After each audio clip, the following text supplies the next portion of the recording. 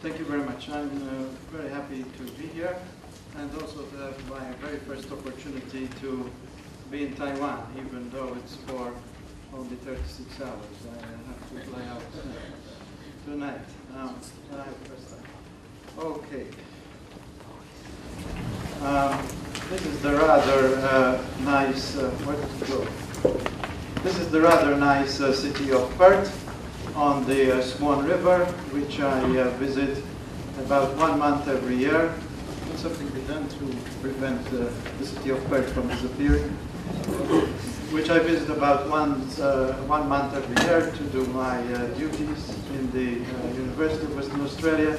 This is the Swan River, which, like all major Australian cities, Perth is situated on a river, and like most of Australian cities, it is named after either a British city or a British aristocrat, something which I personally find rather regrettable.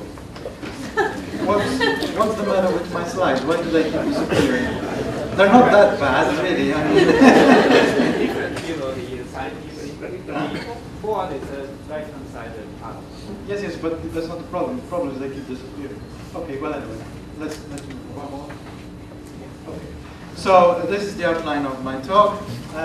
I'm going to look at some general principles, and then I'll go over several different frameworks. I deliberately did not include Japan because I knew that it would be covered in this symposium.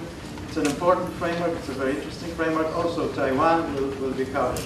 So I'll look at the US approach. We all, as in everything in life, have to take into account of what the United States does. I'll look at the European Union, and I will round off with Australia, which is my country of origin and which is a framework which I personally influenced very strongly when I was in the Therapeutic Goods Administration. From all these different international approaches, I will draw several discussion points and lessons which I think will allow me to then move on to the conclusions. I have to say that what you have in your booklet is different from what I'm going to present. There are a little few less slides in what I'm going to present. There are also a couple which are not in the booklet. So anybody who wants these slides, just ask the organizers or ask me for them. And the bibliography of the talk is basically embedded in the various studies which are used to illustrate the slides. Now we've just had a bit of a flurry between Professor Shimashad, Mickey, and myself on the question of how to define cellular and tissue therapies.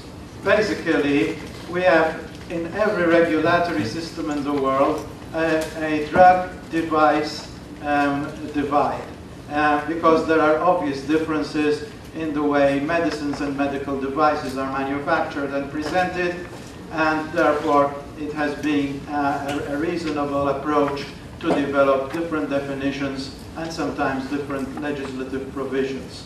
Drug and device principles intervene and interface in relation to the generation of tissue and cellular therapies.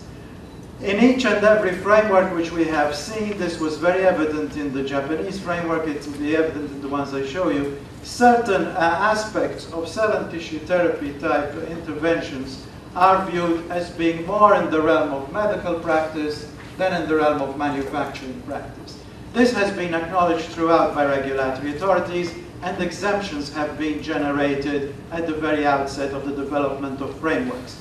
I shall discuss these exemptions, and I shall show how experience has taught agencies to be somewhat cautious in the way in which they develop and allow exemptions, with particular reference to the very interesting example of Australia. I think I will go very quickly over many of these general principle slides because this is obviously an expert audience and I don't have too much time. This is basically a cartonic representation of why, in fact, we do treat the cell and tissue therapies somewhat differently from the mainstream pharmaceuticals of large-scale batch manufacture. And you can see over here the characteristics of each type, and you can see that it is indeed the case that given that we are, as has been said, looking at single product, low throughput type products with a high level of labor intensivity compared to established pharmaceuticals, with a limited control on the starting material compared to bulk raw material, and with a sector which is evolving from the research environment embedded in medical research and so on, we can see that these do deserve special consideration. This is just a slide which I thought looked rather nice, so I thought I'd put it in, but it just shows the kind of complex interventions which are involved in the so-called manufacturing of cell and tissue products, and the ways in which both medical and medicine and device type applications can intervene and be relevant to these products in terms of how they are being manufactured in a cell therapy process. So I'm now going to talk to you about the international approaches. This is my charge.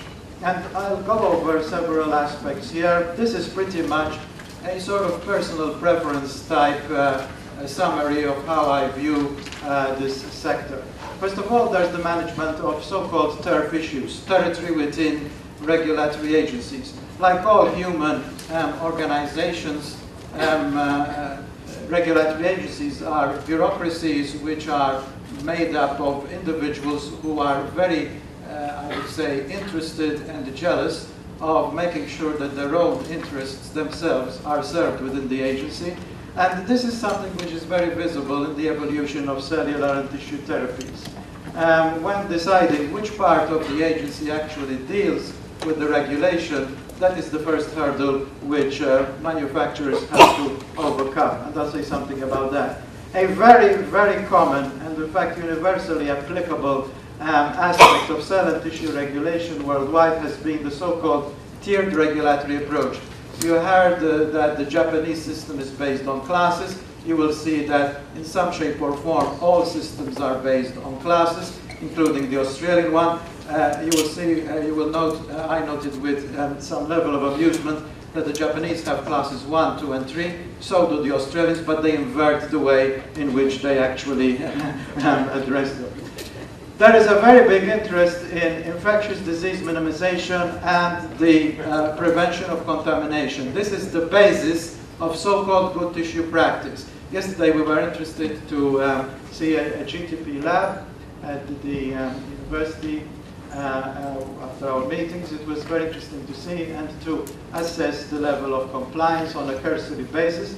And then there is, of course, the assumption that given that efficacy is so difficult, the first models, the first attempts to regulate this sector have been emphatically focused on manufacturing assessment rather than efficacy and therapeutic claim assessment. But this is something which has changed very much, and I think it's very desirable that it does change. This is just an example, ladies and gentlemen, of what I meant by the management of TERF issues.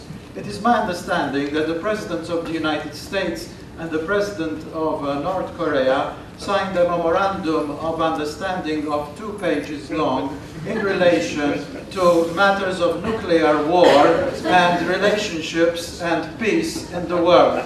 That was 2 pages long. This document is the intra-agency agreement between the Centers of Radiology and Device and Radiological Health in the FDA and the Centers for Biologics Evaluation and Research. This agreement was signed in 2003. It is 12 pages long, and you can get it on the internet. It details down to the last comma who does what, and God help you if you breach the agreement. I suspect nuclear war may well result. As I said, one of the basic principles is the tiered regulatory approach, and this is just, and I will be coming back to this principle time and time again, so I will not belabor it. This is the way in which the US FDA has addressed the issue. It is particular to the FDA because it is a reflection of their particular legislation, which I will outline briefly very soon. But basically, the principle is that as we approach a higher risk to benefit ratio in these devices, in these biologics, in these cell and tissue therapies, we will see a different and higher level of regulatory oversight kicking in. This is a basic summary of the phases of regulatory and clinical development. The preclinical, the CMC, the manufacturing and the manufacturing control stage, and the clinical aspects. All of these must develop together. They are not independent, but it is true that in relation to cell therapies, they are very different from mainstream pharmaceutical development. For example, if we look at the concept of clinical trials, I do not think that the concept of phase 1 studies has any relevance at all to cell therapies. There are hardly any that I know of phase 1 studies, which means safety studies in normal volunteers. These therapies are developed and pretty much immediately applied to the patient population. So this presents reflection and some levels of challenge. These are the concerns which are, in my view, unique to cellular products. The source of the product is obviously very unique, and other aspects such as the batch size, the timing, and so on. But it must be accepted, I think, by the sector that every sector thinks that it is unique. I myself have a strong background in the blood sector, which is how I eventually got into cell and tissue therapies. And I have always been conscious that the blood sector itself has always claimed to be unique, claimed that it needs exceptions, claimed that it reflects urgent medical need, and claimed that it reflects the public good and is, in most Western societies, funded by the public purse. These are reasonably close to the arguments posed by many cellular therapies. At the same time, the blood sector, like the cellular therapy sector, is commercially a very vibrant and important sector, and is not there isolated from the rest of therapeutic reality. I will just make some points about the issue of clinical study, because I think that we are agreed now that today, in 2018, our focus on cell therapies is how to do clinical studies and how to get them to the stage that they can be shown to support a therapeutic claim. And I think that one of the most important challenges lies in what now we accept in therapeutics, which is the difference between small-scale, efficacy-based studies and what happens then once the product is released in the general population. I think that this is something which is very important, and it is focused by the question of what happens when a more heterogeneous population of patients with the disease are exposed to the treatment. We all know about the question of manipulation. I'll come to this more and more times, but this has been one of the differential factors, if you like, in relation to getting aligned to the level of risk-benefit. And this is basically a very general way of showing the manipulation concept as universally or semi-universally applied. I shall show some definitions from the different agencies in a second. I thought it was interesting to show this slide showing how the sector has evolved. And it is of interest to me that there has been a remarkable shift from autologous to allogeneic type applications. I hasten to add that I do not concede, and I shall show this as well later on, that an autologous application means that it does not have to be regulated, or that it has to be regulated in, let us say, a less strict way. I think that a patient who receives an autologous treatment has as much rights as a patient who receives an allogeneic treatment, and there are risks there as well. But it is interesting that the autologous sector is on a relative scale, given that the number of therapies is increasing considerably and becoming less visible compared to the allogeneic. Also, the disease targets have shifted considerably in the past 20 years or so. And this is just a cartonic representation of the number of treatments which were at least with a market approval when this review was published in Biologicals. It is still a modest number compared to the vast number of therapies which are under trial, being developed, or under market review by the various agencies. This is the situation in the countries which you can see here. Now, I was told to look at international perspectives. I'm going to draw your attention to this very, very good resource provided by the Japanese agency, which is the proceedings. I suspect that many of you in this audience were at this symposium, which was carried out in Japan a couple of years ago. You have the reference there in your slides, in your presentation, and I do recommend that you use this as a resource if you want to find out what the peer agencies are thinking about at this point in time. Let's go to the Americans. As I said, very important. So the United States, cell therapies, gene therapies, tissue engineered products, all these will come into the definition, which is actually relatively new now, because the FDA has suddenly, as of the late last year, started to call these regenerative medicine products. And these are regulated either by the Center for Biologics Evaluation and Research or the Center for Device Radiological Health, as I outlined before, under the auspices of 12 pages of incomprehensible bureaucracy. You can see here the framework under which these are done in relation to the definitional aspects and in relation to the who does what aspects. The FDA's risk-based regulatory framework. Nowadays, it is very fashionable for all regulatory agencies to talk about risk-based regulation. As a sort of old ex-regulator myself, I am somewhat puzzled by this, because as far as I know, we always practiced risk-based regulation. We always were very mindful of risks. But basically, I think that this is pretty much a reflection of recognition of issues in the environment, including resource issues for the regulators and industry pressure in terms of trying to get products on the market. In the United States, the US FDA is somewhat unique in terms of its being subject not to one, but to two regulatory laws. Prior to the introduction of the Food, Drugs and Cosmetics Act, which is the main regulatory law overseeing the activity of the Food and Drug Administration, the Public Health and Safety Act of the United States was actually in play already under so-called Section 361 to oversee the public health in relation to issues such as I've mentioned before, infectious disease minimization. So when the FDA was still in a position that did not have the powers to actually oversee much of tissue and cell products, it was drawing substantially on 361.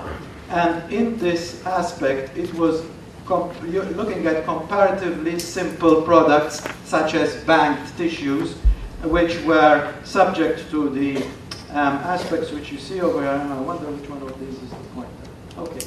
The products which were minimally manipulated only for homologous use. All these definitions we will see very soon, but I think they are familiar to you. And these were not requiring pre-market approval and clinical studies. They had to comply with good tissue practices under this part of the Code of Federal Regulations, and these good tissue practices were firmly focused on infectious disease minimization and the avoidance of contamination.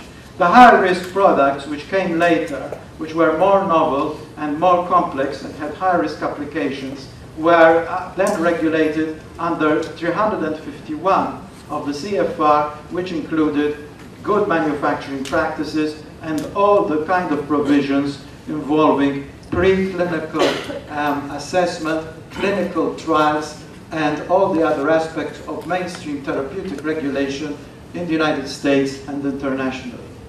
This is a somewhat complex but quite useful algorithm of what actually happens in the United States. I will not belabor it too extensively, except to say that products are taken figuratively, if you like, through this algorithm to decide whether the various criteria for 361 products are applicable, whether they are minimally manipulated, homologous in use, in combination, etc. And ultimately, in a fairly straightforward fashion, you get to the conclusion as to which part of the law and the regulations you can actually use to apply this. It has to be emphasized that in the United States, all the powers of what is regulated lie within the FDA. There are no, if you like, delegation outside the mainstream regulatory agency. such as is found in many other countries. We've heard an example in Japan with this plethora of committees, as well as in some instances even in Australia. These are the requirements which you can see here in relation to good manufacturing practices, good tissue practices, and good clinical practices. These are all fairly standard, especially the GMPs and the GCPs in relation to therapeutics regulation generally. The FDA, like I would say my agency in Australia and perhaps most agencies, has been reluctant, has had to be dragged somewhat reluctantly to the concept of developing separate frameworks, and has continued to rely both in relation to the instruments used to regulate, as well as in relation, as I shall show, in the instruments used to facilitate access to the agencies, on traditional established instruments which are in place for both medicines and devices. Now, it is interesting, as I said, and I think this is the result of an accumulation of, let's say, experience as well as problems after the actual introduction of this framework over the 2000s, that the FDA late last year issued 2 final and 2 draft guidances in what it called the oversight of regenerative medicine. As I said, now they are calling these products under the umbrella of regenerative medicine, like most people. And I have studied with interest, excuse me while I have a drink. I have studied with interest these guidances, and we don't have the time to review. What do I do? Should just press enter or what? Okay, it's good. Thank goodness. I have studied these guidances, and I do recommend that anybody in the sector studies them, because irrespective of whether you want to market in the United States, they contain a lot of concepts which I think are notable, and I have, for your benefit, extracted those which I think are most notable. And in relation to the guidance on minimal manipulation and homologous use, these are just the definitions, which you can see here. The definition of minimal manipulation, something which is used now quite widely internationally in relation to this sector, and the principle of homologous use. This is a very important concept. I will not go over this, just reading it, I leave it to you, but this is basically pretty much what most people are doing. I don't seem to be getting the slides. The definition of same surgical procedure. As I shall describe later on, this has been a very interesting issue in which the intent of the regulations internationally, certainly this has happened in Australia, has been, so to speak, overtaken by an interpretation which could be allowed under the law, which has allowed some parts of the industry to be, let us say, somewhat cavalier with the intent. I want to make this point. As a former bureaucrat, needing to be always aligned to the relative law passed by the parliament of my country, it was emphasized to me by the lawyers in my division in the Australian government that the law basically gives out an intent. There is a difference between intent and implementation. It is very important to recognize the intent. It is unfortunately the case that people covered by the law very frequently manage to find loopholes with the law, within the law, which are not covered by the intent. And this has happened, as I shall show you, in cellular therapy regulation. Next slide.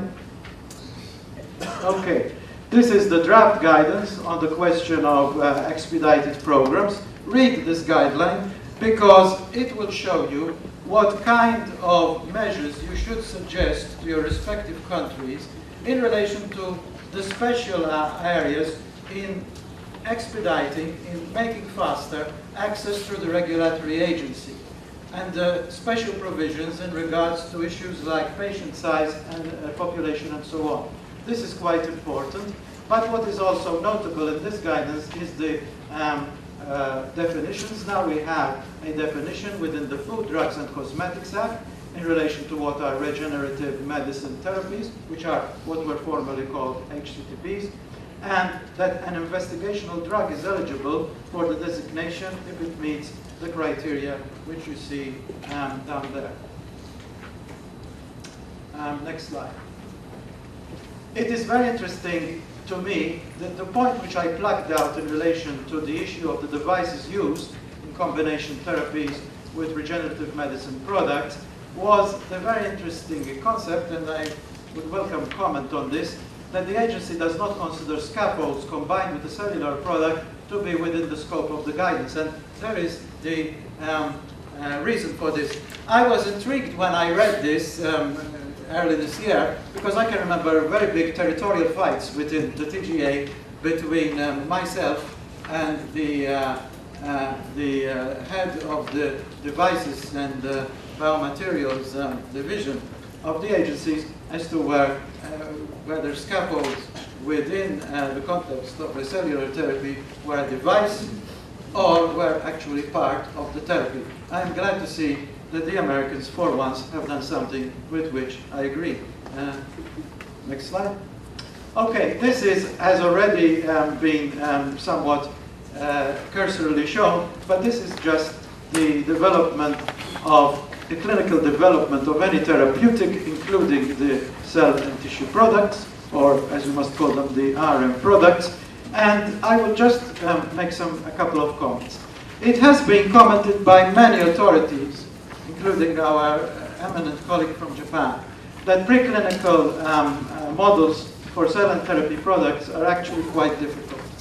I would agree that this is the case, but I would also suspect that science is developing these pretty much at an accelerated pace, and I think that there needs to be some level of higher focus on these relative to the clinical phase if we are to assure that basic safety issues are addressed before these are put into patients. But it is true that this is a problem. I've already made the point that I think that phase 1 studies are probably not at all relevant for RM-type products, and possibly the classical division between phase 2 and phase 3 is also quite difficult, given what we mean by phase 3 and how can one, execute a phase 3 study with these products when most of them are submitted to a very specialist, low number of centers. Can I have the next one? Okay, let's go now to the European Union. Well, the European Union, ladies and gentlemen, is in a mess at the moment, as I suspect any of you who are looking at the international situation are aware. Pretty soon we will be sadly saying goodbye to our British colleagues who have declared, incidentally, at the level of regulation that they would like very much to stick to the European framework. They've lost the European Medicines Agency in London, along with quite a lot of money. It's gone to the Dutch, which means that they'll have to go to Amsterdam instead of London periodically. But the point is that the European Union, like in most other things in relation to this sector, has a substantially complex legal and regulatory framework, which I have tried to show on this summary is actually, like with the FDA, drawing on other parts of the European legislation along with the specialized aspects which have been, as I said, slowly developed for cell and tissue products. So the location of regulatory oversight, in this instance, the centralized procedure, that is something from the past. The whole question of GMPs, that has already been established. The pediatric rule, very relevant to cell therapies in relation to young patients, that has been there for some time. But what is relatively recent over the past 12 years or so is the concept of the advanced medicinal products, which was developed and given its own oversight and committee as a result of new legislation. Can I have the next slide? Okay, these are the legal texts of relevance. Some of them have been shown on the previous slide, but I found this slide quite useful myself because it shows an important aspect in all facets of European Union law, which is legislation which is applicable, imposed if you like, centrally across all of the member states, whether you like it or not, and legislation which is delegated to the individual member states because it is considered to be more particular in terms of individual health systems in this instance, in terms of individual funding models and so on to the actual member state. So you can see this, that there is national implementation for several of these kinds of legislations. Next slide, please. Okay, so let's go to the ATMPs, the Advanced Therapy Medicinal Products. As I said, these cover a number of products, which you see over here. They are reasonably analogous to the 351 products of the FDA, and you can see them summarized here. And the Committee for Advanced Therapy Products is the one which actually oversees them and develops the recommendations for eventual approval and ratification. Next slide. This shows the process. It is, as I said, for these products, a totally centralized procedure. These are evaluated on the basis of the provisions which you see over there, so they are reasonably analogous to the FDA's 351 process involving clinical studies, preclinical, and all aspects of manufacturing oversight, including GMP, and they are centrally overseen by the European Medicines Agency, with the Committee for Advanced Medicinal Products developing its recommendations to that agency, and then ratified by the European Commission. Next slide, please. And this is just a summary, reasonably current. I think it is as of the middle of last year, of what we have at the moment in Europe. A reasonable number of products in the various different categories, and some interesting comments down there. I've already mentioned Glybera, the sole gene therapy which was withdrawn. Provenge, we have heard about the somewhat sad story of its commercial demise. Next slide. And this is the relevant framework or the relevant guidances applicable for genetically modified cells. So as you can see, there are quite a number of legislative instruments. I don't have the time to go into this in detail. I recommend that you actually have a look at the different ones which are extractable from the reference on the EMEA website down there. Next slide. Australia.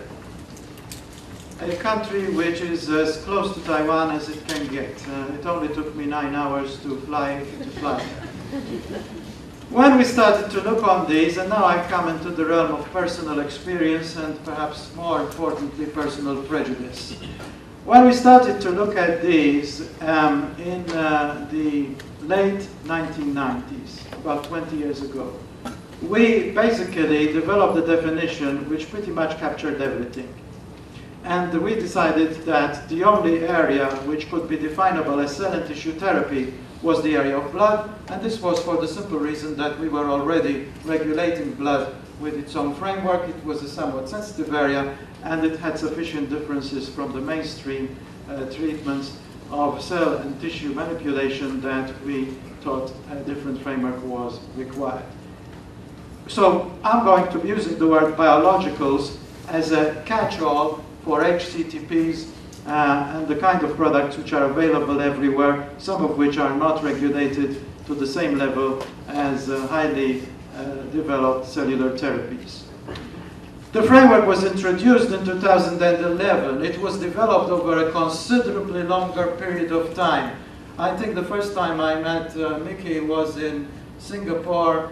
I think it was in the early 2000s when we were, as an agency with a relationship with the Health Sciences Authority, developing this framework, and we were interested in discussing other people's experience. It took an extremely long time, a hugely onerous process of developing consultation, inputs, modifying the framework, introducing legislation, and so on. Okay, I didn't ask, but here is the framework as it currently stands, and you can see that most of the products definable as biologicals are regulated as such under the biologicals regulatory framework, which I shall describe.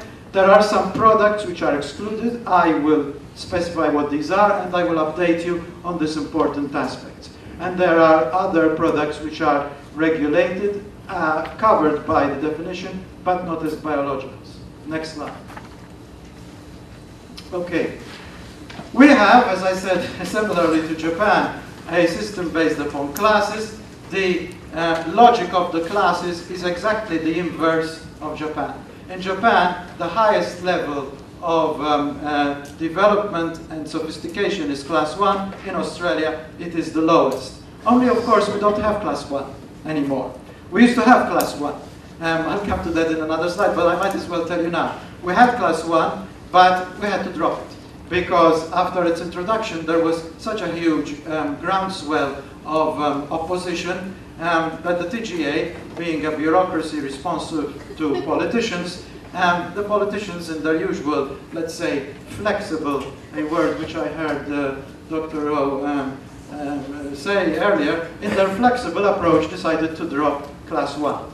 I would say in their craven approach, and in the fullness of time, I'm sure they will regret it. So we have class 2, class 3, and class 4.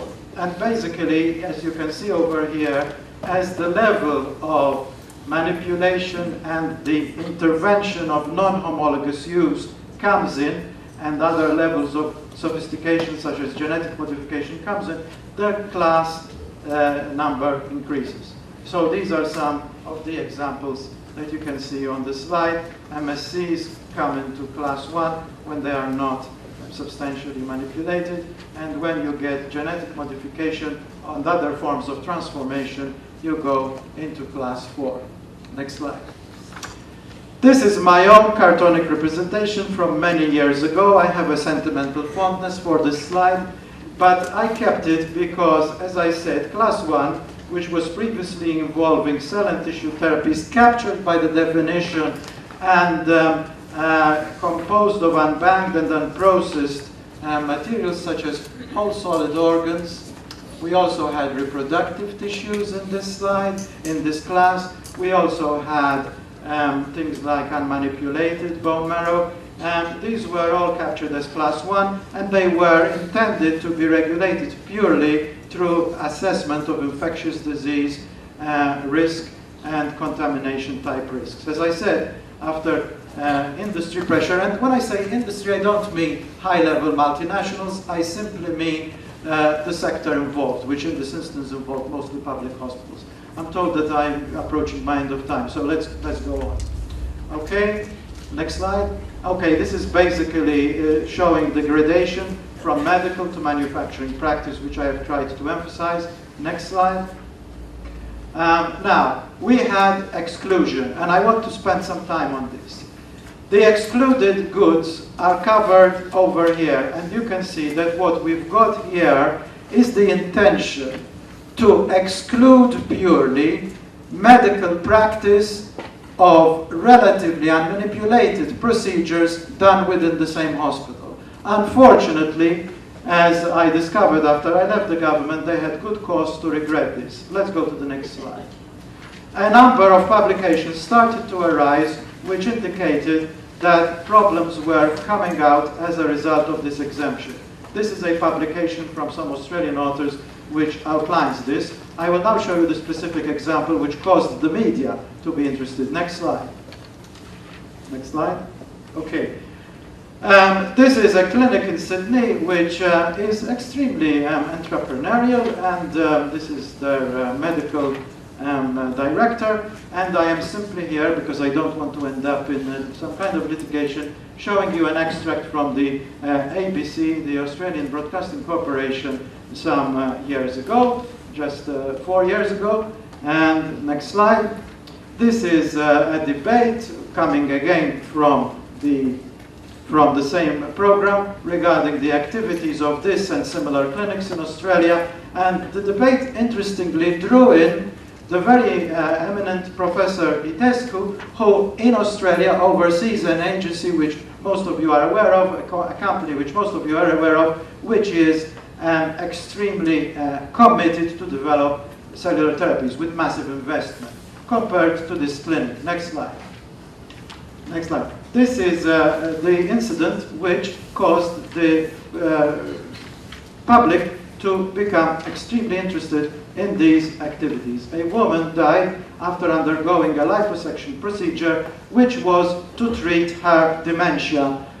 Okay, the MSCs were supposed to, well extracted because of the conviction that using these MSCs you could address dementia. Next slide.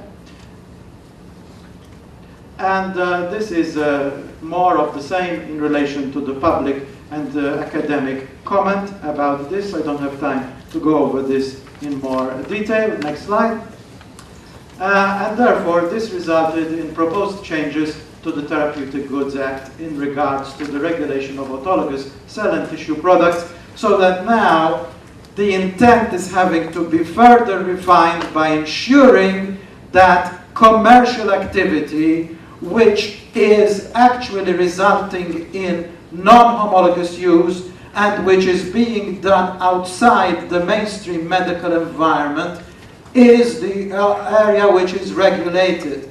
And I say this because it is all very well to talk about autologous, but when you are using mesenchymal stem cells as an autologous treatment for dementia with absolutely no evidence base, I think that a regulatory agency has the imperative to act, especially when safety issues are clearly at bay. And the whole question of within the same hospital, which you will remember came up in the FDA's definition, demands to be addressed. What is the definition of a hospital? Is it the clinical area where practice actually goes on, or is it a laboratory in the basement of the hospital where the cells are very quickly whipped down to be manipulated? This is what I mean when I say the intent of the law has to be respected, and if the same efforts were to be done on respecting the intent of the law as are done in dodging the law, I think we would not have the kind of problems which we've seen here. So these regulatory changes are, I understand, underway. This is the situation in Europe. You can see here in Italy, Germany, and Hungary, we've had similar types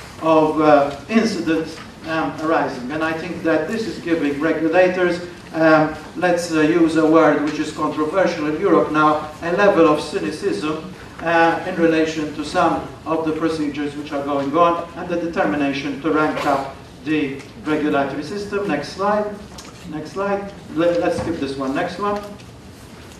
And these are the kind of things which I think are needed to counter this kind of incident, premature commercialization, and the regulation of non-evidence-based stem cell therapies. And I emphasize the words evidence-based. All of medicine these days is based on evidence-based medicine, and I do not accept that this sector should consider itself to be exempt from the need to acquire clinical evidence. These are some ways. I do want to emphasize that there are ways in the clinical development which I think the sector and regulators need to take into account and become familiar in order to develop more innovative clinical development pathways. These are some of them here: Bayesian analysis, N of 1 trials, sequential analysis. Next slide. I developed these in a paper some time ago. You can go and look for it if you like, but there are many other more recent and better publications, and the point I seek to emphasize is that both the European Medicines Agency and the US FDA have committed to using these kinds of approaches. They have so far used them only for mainstream pharmaceutical agents, but it is up to the sector to show that these are applicable, and if this is shown, it will be shown that many of the problems in relation to clinical development can be overcome. I believe I'm towards the end. Next slide. Good, so these are basically my conclusions. I think that in terms of what I've been charged to talk to you about, the common features of international regulatory systems, we have the established principle that the requirements are proportionate to the risks. This is, I think, very well established now for all aspects of therapeutics. we still have this ongoing debate as to what is manufacturing and what is medical. As I've said before, I think that this debate needs to reflect the intent of regulation and the intent of the law. We know that we have tiered approaches and requirements for GMP and GCPs when these are applicable to the higher level products.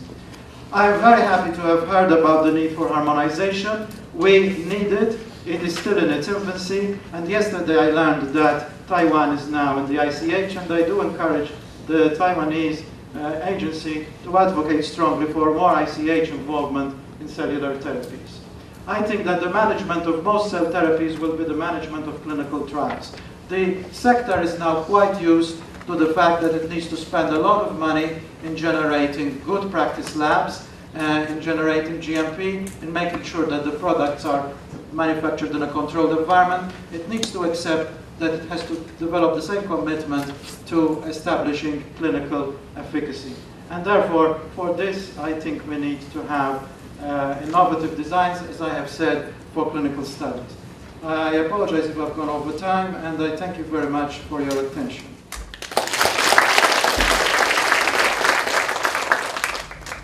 We're a little bit over time, but I think maybe one short question is still okay. Any question? Well, if not, and can I just ask one quick question? Sorry. Just one. Albert, do you want to just quickly comment on some of these cell therapies in some countries, again, not bypass, but you use the either hospital exemption, compassionate use, or that, you know, that because this is a life-saving measure for someone with a rare disease or with no other options available, you don't need to do a clinical trial and you could do this. Can you just comment a little on this from the regulatory point of view and what you think about Well, this? look, this is quite an important issue. First of all, let me say that the sector, without wishing to be patronizing, needs to not be sanctimonious. This is not the only sector which develops treatments for conditions for which there is a desperate medical need and for which there needs to be an understanding of the relevant conditions. Okay? Secondly, certainly in my country, and I suspect in all others, there are already provisions which allow this to happen. There is only one aspect in some of these provisions, which is the buck has to stop somewhere. And when this happens, the buck stops with the relevant providers. Okay? So this is, I think, very important. What is, I think, equally important is the realization that if you're captured by a law, you should spend more energy on coming under the law than in dodging the law. And I have to say that I've been out of the agency now for 10 years, but I'm a battered individual who had to counter much of my energy in relation to people asking me as the first question, not what are the requirements, but how do I get out of doing this? I think that if people raise all this money in order to develop these treatments, then they should comply with the requirements. But, you know, maybe we could discuss this ad infinitum. I don't think this is ever going to be resolved. Thank you, Professor Farrugia, for your informative speech on the development on the regulatory front. Thank you.